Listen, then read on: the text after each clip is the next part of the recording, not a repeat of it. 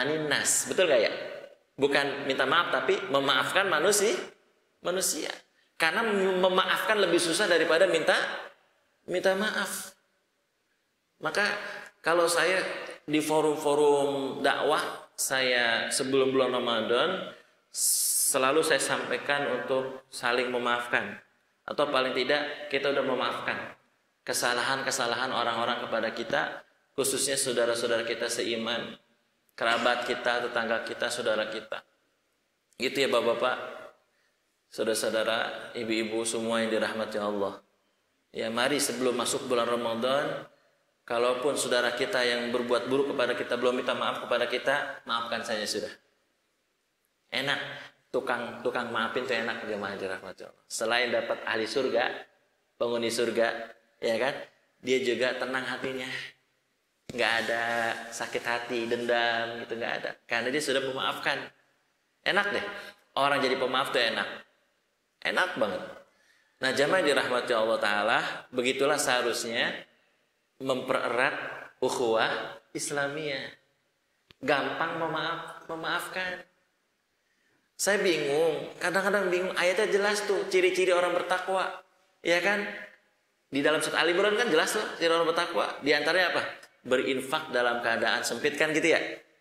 Ya kan? Terus apa lagi tadi? Memaafkan manusia. Wal afina anin nas. Itu kan ciri-ciri orang bertakwa. Kenapa tidak sedikit di antara umat Islam ini nggak mau mengamalkan ini, padahal itu ciri orang bertakwa. Memaafkan, seperti Nabi Shallallahu Alaihi Wasallam memaafkan kesalahan manusia sampai berapa kali kesempatan? 70-an ya, kurang lebih ya, 70 kali kesempatan. Pernah kita sampaikan di sini. Kalau kita keagaran 3, me and you and, ya kan? Saya dan kamu udah selesai dah pokoknya. Ya enggak? 3 kali doang. Saya, kamu, and. Tapi enggak, sampai puluhan kali diberikan kesempatan maaf orang lain itu. Makanya orang-orang banyak yang suka sama Nabi. Iya kan? Ada orang janji sama Nabi 3 hari di tempat yang sama, kagak datang-datang orang, kagak nongol-nongol, padahal janji. Pas hari keempat baru datang. Maaf Nabi, maaf nungguin ya. Pakai nanya lagi, nungguin ya katanya. Nabi cuma bilang gini, kamu membuat saya capek. Udah gitu doang. Coba kalau kita kurang ajar loh, ya kan? Gua udah nungguin di sini 3 hari, kagak datang-datang, ya kan? Nggak tepat janji loh. Nabi enggak. Masya Allah, Nabi bilang begini, kamu membuat aku capek. Udah gitu doang kata-katanya. Masya Allah, begitu mulia akhlak Nabi. Ya kan? Tuh, ukhuwah tuh begitu mestinya. Pernah juga saya cerita di sini kan, yang Nabi bertamu kan? Bertamu, iya kan, sama sahabat. Sahibul bait nyediain anggur kan ya? Ingat gak tuh? Wes angel, ya kan? Nabi makan semua tuh anggurnya. Kata sahabat, ya alamat kagak disisain nih kita nih. Kata sahabat yang lain, udah deh nggak disisain nih kita ini udah dihabis sama Nabi itu. Bener-bener tinggal piringnya doang. Ya udah dah nggak kebagian kita. Ya udah selesai pulang kan ya, pulang.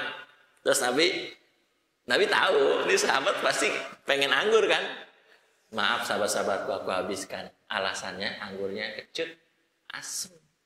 Aku takut nanti kalau kamu makan, kamu bilang, asem banget ini. Sahibul bait jadi nggak enak nanti. Subhanallah. Akhlak mulia Nabi Muhammad SAW. Kayak begitu tuh. Contoh Nabi kita. Sedih ya. Kita pengen banget tuh akhlak-akhlak kita seperti itu, Masya Allah. Kalau begini kan ukhuwah jadi erat gitu. Sampai segitunya Nabi bela-belain tuh, nahan asem. Ya kan? Karena Nabi juga nggak mau sahabatnya keaseman, nggak mau sahibul bait juga nanti sakit hati gitu. Mendengar ada, kok asem gitu kan, nggak enak gitu sama orang yang gitu kan. Sampai Nabi menjaga perasaan sampai sebegitunya, jamaah yang dirahmati Allah. Ya kan? Coba kalau kita mah, ya kan?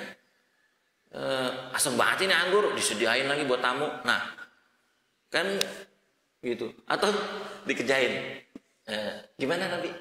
Ya, gimana Bang Madi? Enak kan anggurnya? Enak banget, mantep. Cobain, astagfirullah, asem banget gitu. Ngeprank ternyata Bang Madi, ya kan? Jadi Nabi nggak gitu, jujur banget, bercandanya jujur gitu. Kalau kita bercandanya kadang-kadang bohong kan, nggak boleh tuh, nggak boleh. Harus jujur tetap kan. Kalau Nabi benar jujur dia, tapi bilangnya ntar sampai jauh. Sampai ketika diberi orang itu jangan sampai menyakiti orang yang memberi kita. Berapapun, apapun yang dikasih kita terima, gitu ya. Alhamdulillah. Jangan sampai, kok dikit amat nih? Jangan. Dapat sembako, ya ampun sembako gini doang isinya. Nauzubillahimin. Jangan. Berapapun dikasih kita terima. Contohnya Nabi Muhammad SAW. Untuk lagi jamaah dirahmati Allah. Ini yang hilang dari ukhuwah Islamiyah kita. Lebih mementingkan diri daripada orang lain. Harusnya apa? Mementingkan orang lain daripada diri sendiri kan ya? Bahkan sampai keluarga. Contohnya, ketika Nabi lagi kumpul-kumpul begini. Tiba-tiba ada orang kelaparan. Rasul, izin Rasul, aku lapar. Belum makan, boleh nggak aku makan ya Rasul? Sebuat supaya kenyang aja. Nabi kesian ngeliat orang ini. Terus Nabi ngutus sahabatnya untuk pulang ke rumah Nabi. Sahabat, pulang ke rumah. Ambil makanan yang ada di rumahku. Langsung lari sahabat. Karena ngeliat orang ini lapar, kelaparan. Ada Aisyah di rumah. Ibunda Aisyah bilang begini. Maaf, di rumah kami tidak ada makanan. Yang ada cuma air. Subhanallah. Rumah Nabi. Rumah Nabi itu. Balik lagi kan. Rasul. Di rumah gak ada makanan kata Ibunda Aisyah. Udah Rasul lagi lelang. Sahabat-sahabatku. Karena di rumahku tidak ada makanan. Siapa yang mau mengundang, menjamu tamuku yang mulia ini. Wow, luar biasa tuh. Dilelang sama Nabi. Nabi kagak ada makanan. Akhirnya apa? Ada sahabat Ansor langsung nunjuk tanpa mikir-mikir. Saya ya Rasul. Saya siap menjamu tamu yang mulia. Saya ya Rasul. Masya Allah. Luar biasa nih. Kalau kita mikir-mikir dulu. WA dulu sama Ayang Beb. Ayang Beb ada makanan gak di rumah? Agak dia mah. Emang gue kagak ada apa juga kali dulu. Langsung. Yuk. Yaudah. Saudaraku kamu ikut sahabatku. Datang ke rumah. Datang ke rumah kan, tanya istrinya, Ayang Beb, ada makanan? Ada suamiku, tapi cuma buat anak kita doang. Buat kita kagak ada. Ya udah deh, begini, yang buat anak kita, buat tamu Nabi ini yang mulia nih, ya kan? Yang lagi lapar. Ntar anak kita, kamu ajak main, ntar kalau udah capek dikelonin, tidur dah, ya kan? Nah, ini juga istrinya taat banget lagi. Siap suamiku. Kayak istri kita semua nih. Amin. Ya kan? Taat banget kan? Langsung siap. Ya, taat banget gitu. Ya Allah. Akhirnya apa? Diajak main tuh anaknya sama istrinya. Sampai capek, dikelonin tidur. Nah, siasatnya ambil 3 piring. Ambil 3 piring. Nah, ntar digelapin makannya. Digelapin. Yang tamu makanan buat anak kita tuh kita kosong. Nah, kita piringnya kosong. Nah, kan ntar gelap tuh nggak kelihatan. Disangkanya kita makan. Ntar kita pura-puranya gini aja, nyiplak. Gitu aja. Ya kan? Disangkanya ntar sama tamu kita makan juga. Kan gak enak juga. Tamu makan, kita kagak makan. Cuma ngeliatin doang. Ntar kagak enak ya tamunya kan. Nah, akhirnya begitu. Dimatiin lampunya, digelapin gitu, makan deh. Nah, yang suaminya sama istri pura-pura nyiplak doang. Nah, udah kenyang tamunya kan? Udah kenyang. Nah, sehingga jamaah yang dirahmati Allah, kejadian ini sahabat Ansor sampai turun ayat surat Al-Hasyr. Walladzina tabawwa'ud dara wal imana min qablihim yuhibbuna man hajara ilaihim wa la yajiduna fi sudurihim hajatan mimma utu wa yu'thiruna ala anfusihim walau kana bihim khasasah wa man yuqa syuha nafsihi faulaika humul muflihun. Garis bawahi yaitu kata wa yu'thiruna ala anfusihim walau kana bihim khasasah. Sahabat Ansor itu kata Allah lebih mendahului orang lain daripada dirinya dan keluarganya sampai Allah takjub kepada dirinya. Jadi dari ayat ini Allah takjub sama sahabat Ansor yang lebih mendahului orang lain daripada diri dan keluarganya, walau kana bihim khososoh, walaupun diri dan keluarganya lagi miskin, lagi susah. Begitu. Ya kan? Namanya apa? Ikhtar. Mendahulukan kepentingan orang lain daripada dirinya sendiri. Jadi salah satu orang yang dikagumin sama Allah adalah orang kayak begitu tadi, yang mendahulukan orang lain daripada diri dan keluarga. Contoh sahabat Ansor. Sampai turun ayat tuh. Allah takjub. Ini yang ukhuwah hilang. Di antaranya apa sekarang? Kita tidak mementingkan orang lain, saudara kita. Kita lebih mementingkan diri dan keluarga. Jelas nih? Nah, kalau mau ukhuwah terbangun, ikhtarnya harus ditumbuhkan. Mementingkan orang lain daripada diri dan keluarga. Siap Bapak-bapak semuanya?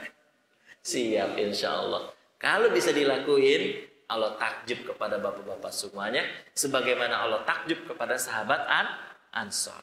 Baik, terakhir lagi. Kita lanjut hadis tadi. Tadi apa tadi? Menahan dari yang perkataan-perkataan yang sia-sia ya. Satu lagi tuh, warrafah, yaitu hal-hal yang keji. Rafah itu bentuknya kekejian, seperti ngelihat yang bening-bening, mall ngelihat bupati buka paha tinggi-tinggi, di mall ngelihat sek wilda sekitar wilayah dada. Ngelihat yang bening-bening boleh, tapi bukan dalam hal yang kayak gini. Kalau kayak gini kan aurat, tidak boleh. Termasuk anak-anak kita nih, ada game namanya PUBG, PUGB. Itu hati-hati bapak-bapak nih. Anak-anak cucu-cucu nih jangan sampai main game PUBG nih. Ya, MUI udah mengharamkan karena ada unsur kekerasan, ada unsur aurat di situ.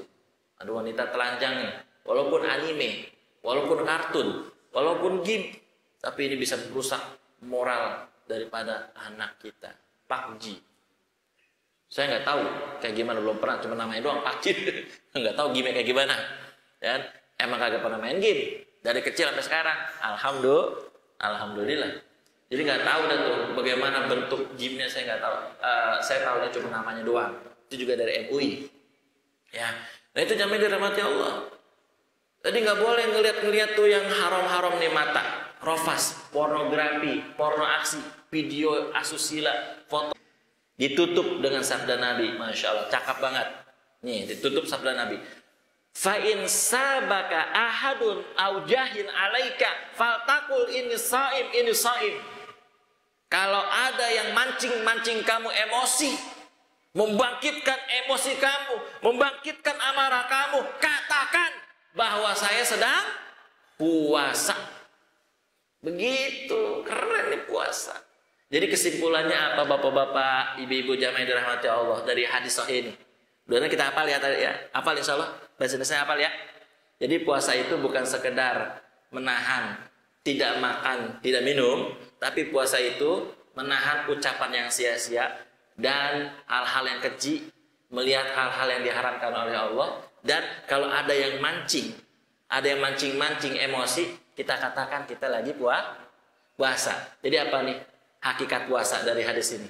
Hakikat puasa, hikmah puasa, tujuan puasa adalah ngerem. Betul? Ngerem. Kita lebih senang ngerem apa gas bapak-bapak kalau naik kendaraan? Kayaknya mah gas, ya kan? Gaspol. Nih hadis ini ngajarin kita semuanya Islam disiplin. Ada saatnya gas kita gas, saatnya rem kita rem. Jangan sampai dibalik. Saatnya digas dia rem, saatnya direm dia gas. Ada contohnya banyak. Salah satu contohnya yang harusnya direm dia gas, lampu kuning. Lampu kuning coba lihat. Harusnya kan lampu kuning apa sih artinya? Hati-hati kan. Ini masuk di gas langsung, ketakutan merah kali ya. Bahaya tuh. Mestinya kalau lampu kuning rem. Jangan digas. Contoh tuh, ya kan? Contoh simple. Ada lagi contoh yang harusnya digas dia rem. Contohnya apa? Hayyalas sholat. Kan harusnya digaspol tuh ke masjid. Gaspol itu sholat. Dia marah ngerem. Ngapain? Nyuci kendaraan, asik banget. Lagi mancing, asik banget. Lagi sama binatang peliharaannya. Lagi timang-timang cucu. Kan harusnya apa? Jangan ngerem kan? Hayalah sholat, langsung apa? Sholat tuh. Hati-hati, cucu bisa jadi sesembahan selain Allah tuh. Kendaraan yang kita cuci, Allah udah manggil, kita lagi asik ngerem nih, kendaraan itu jadi sesembahan selain Allah. Hati-hati, jangan dirahmati Allah. Ya kan? Nah, jadi ada saatnya kita gas-gas, ada saatnya kita rem, ini hakikat puasa. Ya. Demi Allah, orang yang hidupnya gaspol terus nggak akan tenang hidupnya, nggak akan tenang. Ya, analoginya simpel nih, terakhir. Analoginya begini. Si A dari Depok ke Bogor naik motor dengan kecepatan 100 km per jam. Tanpa rem, gaspol terus. Sedangkan yang B cuman kecepatannya 60 km per jam. Dia ada rem, ada gas. Mana yang duluan sampai? Yang 100 km per jam apa yang 60 km per jam? Yang sampai duluan adalah yang 100 km per jam, tapi sampai ke kuburan duluan. Minimal rumah sakit. Iyalah, orang gas terus. Yang udah yang pasti sampai yang B dong, ya enggak? 60, tapi walaupun lelet kayak kora-kora gitu. Ya kan? Tapi ngerem, gas sampai dia. Sedangkan yang 100 km per jam gas mulu, dia kagak direm-rem. Nabrak pohon, nabrak ini entar. Nah, begitulah. Kalau hidup di dunia ini dia gas terus, nggak akan tenang hidupnya. Percayalah. Maksudnya sampai direm gitu. Jadi semua kita harus ngerem. Namanya puasa, ya mengerem dari hal-hal yang diharamkan Allah. Ya kan? Minum halal nggak Bapak Ibu? Halal. Makan halal nggak? Halal. Tapi kalau lagi puasa, haram. Betul nggak? Kalau lagi puasa, makan haram. Batal puasanya. Apalagi selain makan dan minum. Ngelihat aurat yang bukan mahram, ya kan? Ngelihat yang bening-bening. Itu kan jelas haram. Yang makan aja diharamin kalau lagi puasa ya. Apalagi kayak begitu-begitu. Nah, begitulah hakikat puasa Bapak Ibu yang dirahmati Allah Ta'ala. Hakikatnya ngerem. Ya, jadi kalau dipancing-pancing emosi juga sabar banget gitu ya. Jangan mudah terpancing emosi. Jadi puasa latihan sabar buat kita semuanya. Jangan sampai kita mudah baperan, mudah sensitifan. Ini latihan ntar bulan puasa nih, melatih itu. Insya Allah nanti selepas bulan Ramadan kita jadi orang sabar semua. Ya, amin ya robbal. Orang ngomong kayak gimana juga kita mah sabar aja. Biarin dah, ini sama aja nambah pahala buat saya. Dia ngasih pahala buat saya, kan gitu ya. Kalau orang ada yang nggak ngenakin kita, dia lagi ngoper pahala buat kita, gitu. Ya kan? Inna syani'aka huwal abtar, tuh katanya Allah. Orang yang membenci kita, dialah orang yang terputus, pahalanya terputus. Rugi, kita jangan ikut-ikutan dia. Biarin dia benci kita, kita tetap baik. Biarin dia buruk sama kita tetap baik. Kita jadi pemaaf. Demi Allah, orang pemaaf itu nggak ada ruginya, yang ada untungnya. Itulah yang diajarkan dari ibadah puasa. Demikian Bapak Ibu yang dirahmati Allah Ta'ala, bekal indah untuk bulan Ramadan, hadis sahih riwayat Imam Ibnu Khuzaimah. Semoga dapat kita hafal, kita amalkan, dan kita pahami dalam kehidupan sehari-hari kita. Amin ya rabbal alamin. Demikian yang dapat saya sampaikan. Apa langsung tutup? Apa ada pertanyaan? Silakan. Masya Allah. Cukup? Cukup ya? Baik. Jadi sekali lagi saya selama mengajar di sini saya minta maaf kepada bapak-bapak, ibu-ibu semuanya. Barangkali ada suka bercanda gitu, suka ngeselin gitu ya. Saya mohon dibukakan pintu maaf yang sebesar-besarnya. Kalau bapak-bapak punya salah, saya udah maafin dari jauh-jauh hari gitu ya. Insya Allah nggak ada rasa sedikit pun di hati ini. Dia plong aja hati ini. Ya, saya sayang sama bapak semua, saya cinta bapak semua karena Allah. Jamaah masjid alamin selalu saya rindu-rindukan insya Allah. Bahkan ketika terjadi lockdown pun saya merindu-rindukan bapak-bapak di sini. Selalu saya doanya satu, semoga dilindungi oleh Allah, sehat walafiat, panjang umur, sehingga kita bisa terus bertemu hingga jannahnya Allah Subhanahu wa taala. Izin saya doa, Pak Haji. Ustaz izin doa ya. Bismillahirrahmanirrahim. Alhamdulillahirabbil alamin. Hamdan syakirin, hamdan naimin, hamdan yafi ni'amah kafi mazidah. Ya Rabbana lakal hamdu kama yanbaghi li jalalika al-karim wa 'azimi sultanik. Allahumma salli ala Muhammad wa ala ali Muhammad. Allahumma inna nas'aluka salamatan fid din wa afiyatan fil jasad wa ziyadatan fil ilm wa barakatan fil rizq wa taubatan qabla al-maut wa rahmatan indal maut wa maghfiratan ba'dal maut. Allahumma hawin alaina ya Allah fi sakaratil maut wan najata minan nar wal afwa indal hisab. Allahumma inna na'udzubika min jahdil bala wa darakis syaqa wa su'il qada wa syamatatil a'da. Allahumma ballighna Ramadan. Allahumma ballighna Ramadan. Allahumma ballighna Ramadan. Ya Allah, sampaikan kami kepada bulan Ramadan dengan taufik dan hidayah ya Allah. Ya Allah, sampaikan kami dengan bulan Ramadan dengan taufik dan hidayah ya Allah. Ya Allah, sampaikan kami dengan bulan Ramadan dengan taufik dan hidayah. Rabbana la tuzigh qulubana ba'da idh hadaitana wa hab lana min ladunka rahmah innaka antal wahhab. Ya muqallibal qulub tsabbit qulubana ala dinik. Ya musarrifal qulub sarrif qulubana ala ta'atik. Allahumma aslih lana dunyana allati fiha ma'ashuna wa aslih lana akhiratana allati ilaiha ma'aduna waj'alil hayata ziyadatan lana fi kulli khair waj'alil mauta rahatan lana min kulli syarr. Rabbana taqabbal minna innaka antas samiul alim wa tub alaina innaka antat tawwabur rahim. Rabbana atina fid dunya hasanah wa fil akhirati hasanah wa qina adzaban nar. Subhana rabbika rabbil izzati amma yasifun wa salamun alal mursalin walhamdulillahi rabbil alamin. Subhanakallahumma bihamdika asyhadu an la ilaha illa anta astaghfiruka wa atubu ilaik. Assalamualaikum warahmatullahi wabarakatuh.